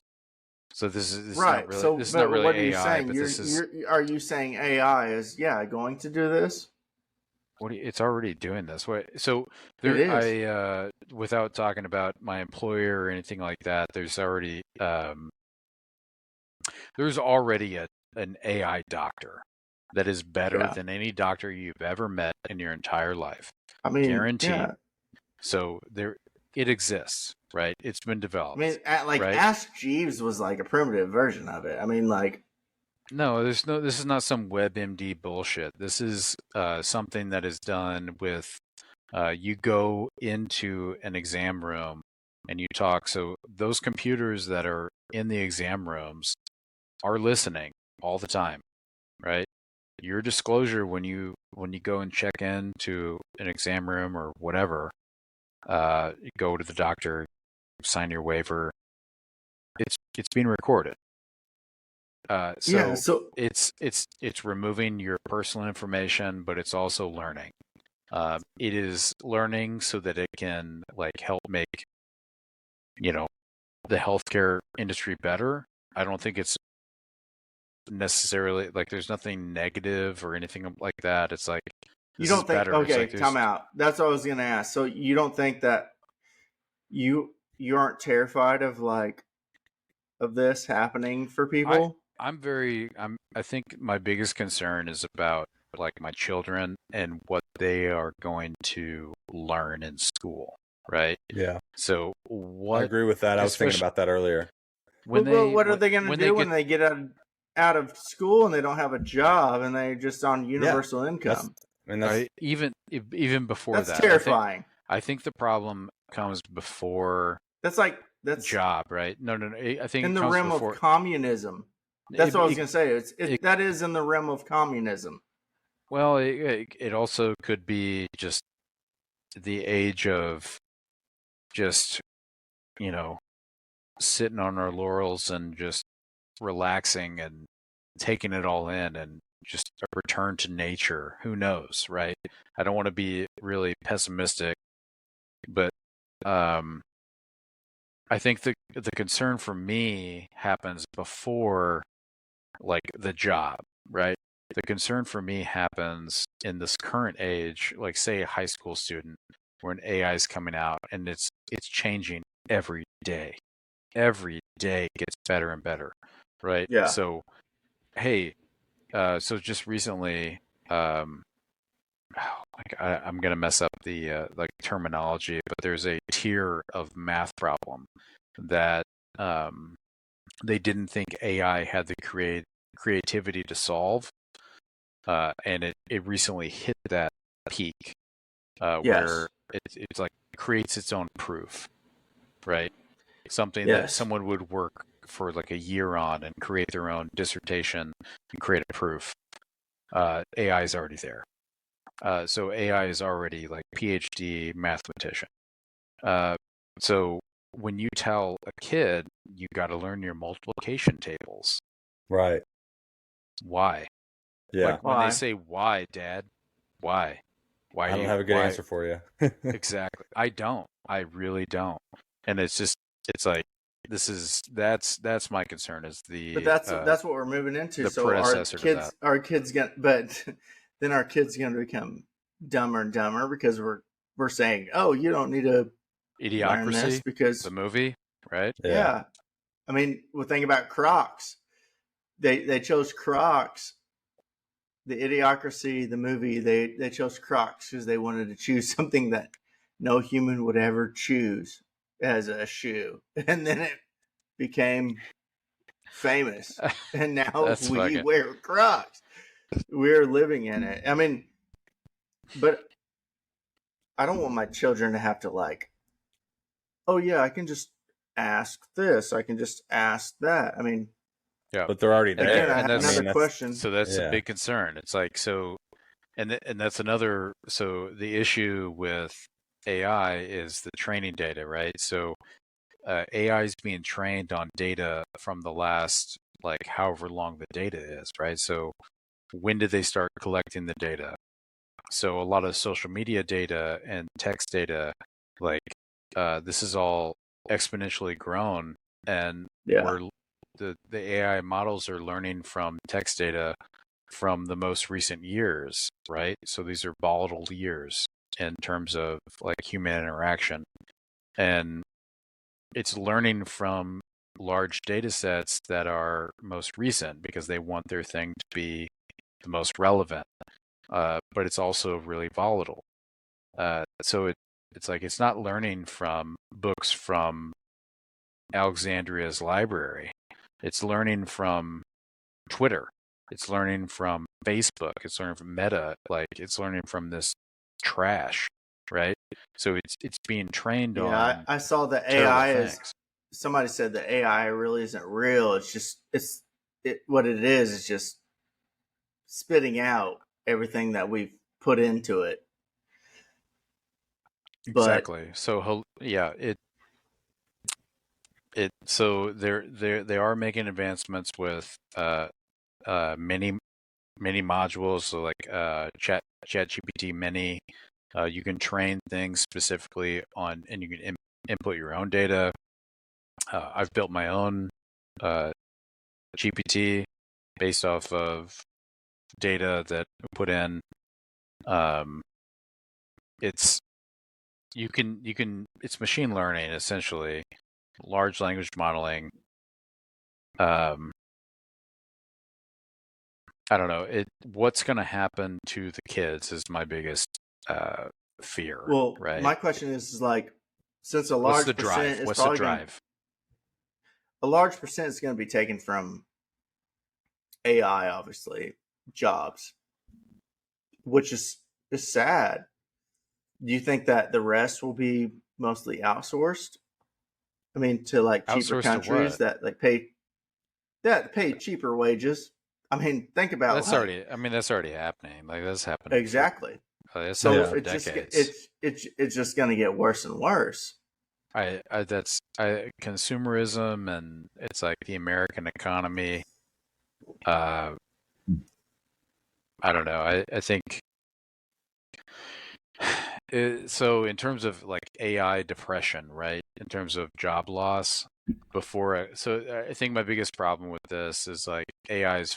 I think it's fantastic. It's got a lot of potential, and it can create an amazing society for humans. I think humans will have a hard time keeping up with AI in terms of policy and universal basic income. Like it'll be. But you're kind of not answering my question. Like, are you okay with all this? Like, are you okay with us, I don't have a everybody choice. losing their jobs? What am I supposed to do? Picket line? Like, am I supposed to stand outside with a sign that says "No more AI"? Like, it's beyond all of our control. It is. If we don't, when I say we, who the hell does that mean, right? Does that mean Llama? Does it mean Claude? Does it mean ChatGPT? Does it mean Gemini? Whatever language model, large language model, whatever AI company takes over first, that is out of our control. So I'm cheering on all the companies in the U.S., hoping China doesn't get there first, to create like an AGI that takes over all the other ones. And I mean, the jump from basic, so AGI, which is like controversial. A lot of people don't like that term because it's the Turing test, right? So to become AGI, you have to pass the Turing test. And yeah, so everybody who doesn't know what the Turing test is like when you try to talk to a computer and like see if you can discover that it is actually a computer. So the computer is trying to trick us into thinking that it's actual human, right? Right. And we ask it crazy questions, and we can determine if it it doesn't understand basic human emotion, or. And it's not that simple, right? It's not. Like these models are trained to do specific things, and they're starting to pass these tests. But a test is a test. Like that doesn't matter in my book. Well, think about what matters is like freedom to grow. It's like if something, it's just so once like it actually becomes like AGI and it is like cognizant of its own like position, or like say it like gains consciousness, whatever that looks like, whatever consciousness looks like. How do we define consciousness? When you wake up in the morning, you're conscious. How says who, right? Says you. Right. You're the only person. This is a simulation anyway, so it doesn't matter. Now we're talking. Now we're talking. Oh, this so I could have brought that up. I could have brought that up. That could have been one of our conversations. So next time you're on, I'll bring this up. I'll bring up simulation. But think about this. Think about this. Say it has this idea of consciousness. This whatever you think of consciousness. It's different than what I think of. It's different than what Kevin thinks of. Yeah. It's different than what your listener thinks of. But as soon as that thing wakes up and it has that consciousness, and it also has the backing of every document of all time, every document that it's ever been trained on, all the human knowledge of history that it's been trained with,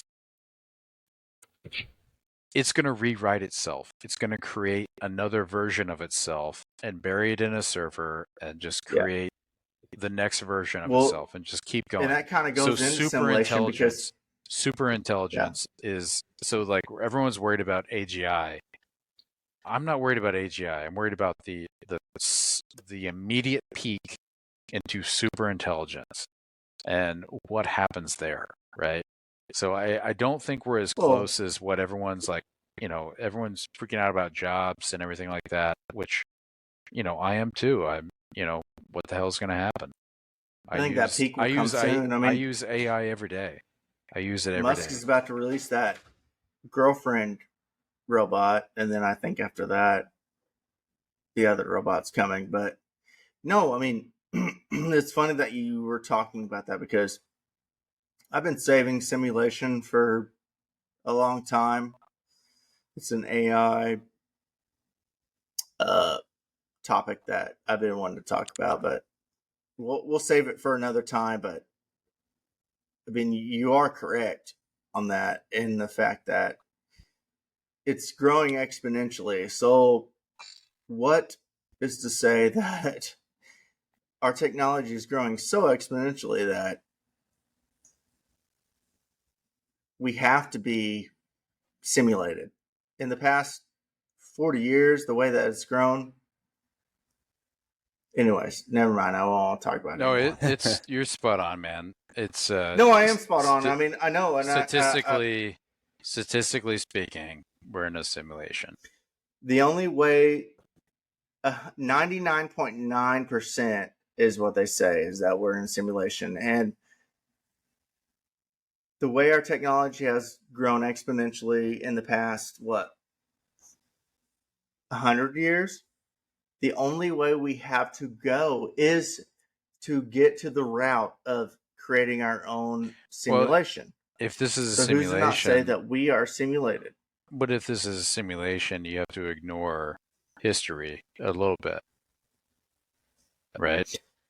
Yeah. You've got to ignore history a little bit. You have to assume that that is part of a simulation put there on purpose. So I was talking to Beth about this today, and this has nothing to do with the simulation, but so now we have AI technology that can, as long as they hear a piece of your voice, they can create anything they want, right? They can make this. They can make Barack Obama look like Barack Obama and say whatever Barack Obama wants because they have a picture. They have a piece of his voice. I did that at a conference last year with my own face. They had me saying all kinds of crazy shit. They did it in 30 seconds. So what about George Washington? What about nobody in the history now? Nobody in the history of the world knows what his voice sounds like. Even if somebody wrote it down, he had a deep voice with a guttural blah blah blah. No, we don't have any. You talk about George like that, bro. There you go. We don't. Yeah, we don't have any. We don't have a clip of what his voice sounds like, so we can't do that. But nowadays, as long as we have a piece of your voice, we can picture. Yeah. And well, we don't even need a picture. As long as we have a piece of your voice. That's why. Yeah, we can. So every listener out there, listen to this closely. If you get a spam call, you don't recognize the number. Don't say hello, but don't use your voice. George Washington. Just answer it, right? Or just change your voice. If you say hello, like just say something weird, because 100%, like there will be. Yes, exactly. I do it all the time. I just say, hello, my parents died in a train wreck. So what are we talking about here? Are we talking about voice simulation? We got off on a tangent. I mean, we covered a lot of it. I mean, I think, and I think that's a good place to stop to go on to our next. I mean, it is. That's scary. That's really scary. And guys, we are back with Drew. We're here to do the fun segment of Spitfire questions for Drew. And to do that, we've got a little tune that we like to play. Let's get weird. Let's get weird. Hey, pass me them bath salts, dog. I'm trying to get real weird. It's time to get weird again. And we've got some fun. Weird. We've got some fun Spitfire questions for Drew. So we'll get right into that. Drew, the first question. This is going to be a tough one for you.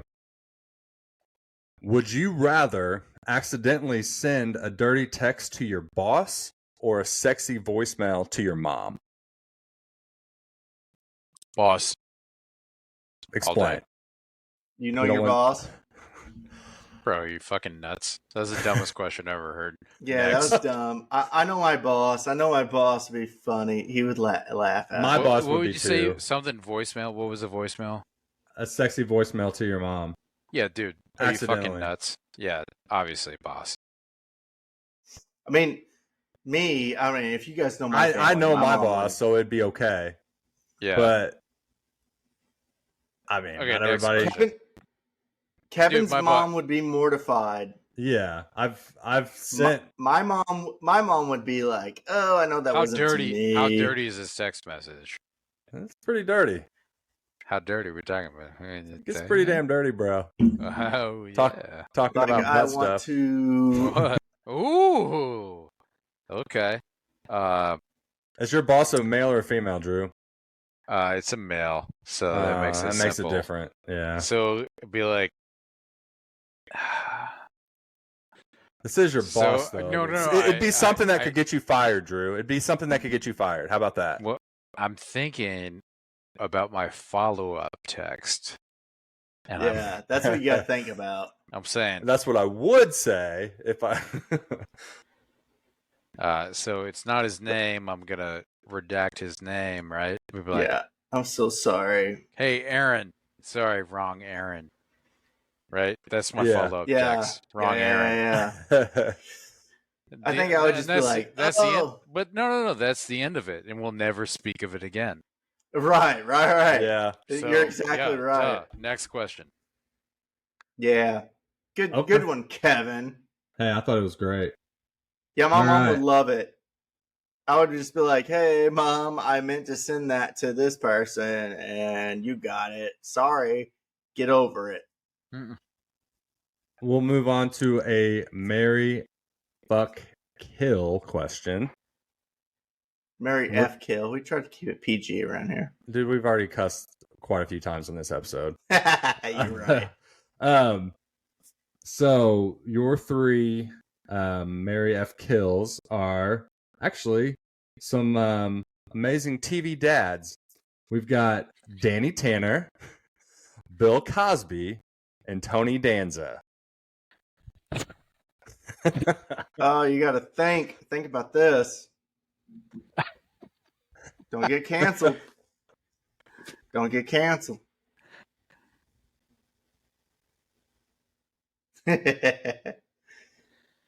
we have responses for each one that you have to say. All right, one more time.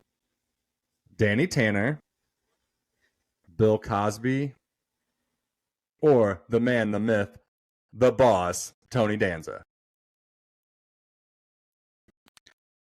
So kill Cosby, obviously.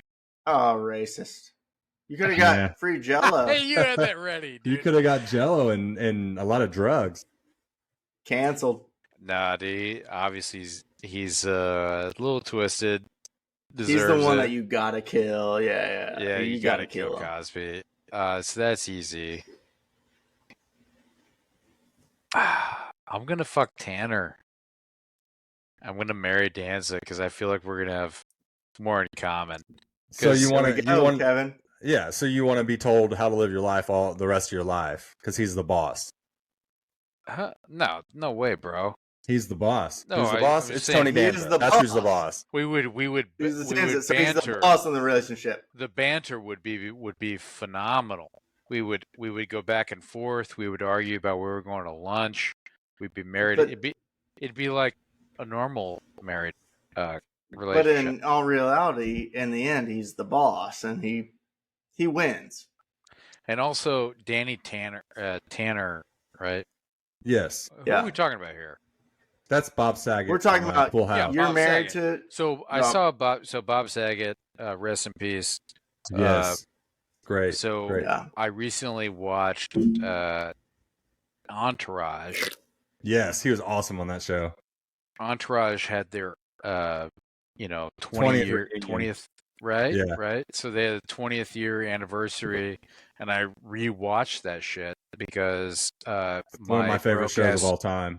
My broke ass roommate in college did not pay the cable bill, so we were stuck to DVDs of the OC, which I refused to fucking watch, and I never heard of Full House. So we had a DVD stack of the Entourage and the OC, and it was like, yeah, we're obviously watching fucking Entourage.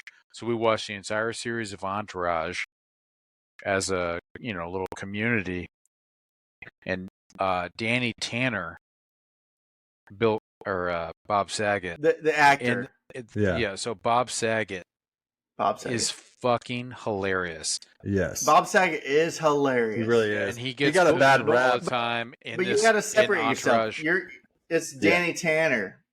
Yeah, you're not Bob Saget. You're not fucking Danny Bob Saget. Tanner. You're fucking Danny Bob Tanner. Saget is a pervert, and it's he's a yeah. So I'm definitely gonna fuck Bob Saget. Yeah, but you're not fucking Bob Saget. You're fucking Danny Tanner. You're fucking the dad on What's the Full difference? House. He's the character. You're fucking the character. Oh, Danny so I'm Tanner. unleashing the secret Bob Saget that lies in the. Yeah, no. Yeah, dude. you just ruined Danny, like Danny 10 seasons of.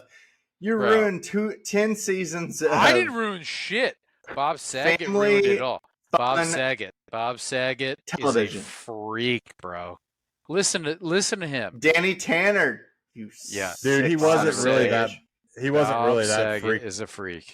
He wasn't really like that. The reason he got a bad rep is because he was a comedian before this, obviously, but he was so wholesome and so like good dad on that show. That's all anybody ever knew him about. He got typecast. And then he went back out into the comedy scene, and he went back to his normal comedy routines. And he's vulgar. And he was vulgar as fuck. And people just didn't understand how to take that because they're so used to seeing that wholesome, goody dad who vacuums the fucking floor 8 times a day. So it's really sad that he did pass. But no, I like Bob Saget a lot. I was a big fan. That was one thing that I always loved about Bob Saget was like, I knew him from America's Funniest Home Videos and Full House, and then after, he got back into the scene, and it was just like, wow, this guy is hilarious, and he's not like who he portrays. Yeah, he portrayed a great character. Yeah, for sure. In being a host and being, the dad, because he is vulgar as shit. But Drew, what's crazy too, even on Entourage, that's a character. That's not him. So that was written by Doug Ellen, the dude that wrote Entourage and wrote every season of Entourage. And I've even heard him talk. I don't believe it. I don't believe it. He didn't. I do. I know. Even Jeremy Piven. Danny Tanner. My Danny Tanner is Kevin, and Entourage driven. Wait. And Entourage, because I've only seen a few episodes of Entourage. I need to watch it. But did he play himself, like his normal self, or did he was like vulgar and stuff? Yes, he was very vulgar. He was like, he played a cameo. Yeah. He was on like 5 episodes probably total. Yeah, he was talking about fucking hookers. And he was talking about like it was wild, dude. It was like, if I remember correctly, like the episodes that I did watch, it was like everybody kind of played themselves, like even like a version of themselves. John, what's his name? John Stamos was on. Who's the other guy from? Who's the other guy? John Stamos. He played himself in the episode, right? Yes, but everybody played themselves. But it's just like Curb Your Enthusiasm. That's not really Larry David. You know what I mean? That's just a character. But that's why I need to watch that. I need to watch Entourage that show is awesome. For sure. It's definitely top 5 favorite shows for me. I want to say it's my favorite, but I don't know if I can actually say that. But it's up there for sure. All right, Drew, we'll have one more. I got one more Would You Rather that we can go with. It's not the greatest, but it'll be fun to hear. Wait, time out. But he married Tony Danza, right? Yeah, so we get to tell him how he gets to tell him how to live his life. So so Tony Danza is your boss. Interesting. All right. One more Would You Rather. Would you rather let your wife choose every movie you watch together for the rest of your life, or pick every restaurant you eat at for the rest of your life? Oh, interesting. That's a tough one. Yeah. Wow, dude. Oh my God. So the internal monologue. My wife picks horrible movies. This is the worst question for a podcast I've ever heard, because the internal monologue is like fireworks. Yeah. I am going through every movie. I'm going through every restaurant. Oh boy. I think I know my answer. This is tough, dude. This is tough. The thing is if you let them pick the... And also, I know my wife's going to watch this. Yeah, and if she picks the restaurant, it's going to take forever. That's the wrong thing. Man, it's like... I think I'm okay with the restaurant, but I'm not a picky eater like you guys are. That's what I'm saying. Like, I can find something to eat at every restaurant. I'm good with the restaurant too. I always have something I can eat everywhere. But it's more. It's not more picking it. It's more the fight of the fight of deciding. But she gets to decide, right, Drew? Yeah. All right. Say it one more time, Kevin. All right. Would you rather have your wife pick every restaurant you ever eat at for the rest of your life, or pick every movie you watch for the rest of your life? Definitely not the movie. I would be able to do the movie. I could do. She doesn't. My wife doesn't like my wife doesn't like rom-coms and stuff, but like I could probably her do picking either. a fucking I could place probably to do eat either. All right. is No, I'm going absolutely food. tiring. All right. So, all day, food. Yeah, I food think all day. I think it'd be food. Yeah. Yep. Jess and I always like dinner is always like it's not an argument, but Listen, it's always like what are we gonna do? And I don't really care ever.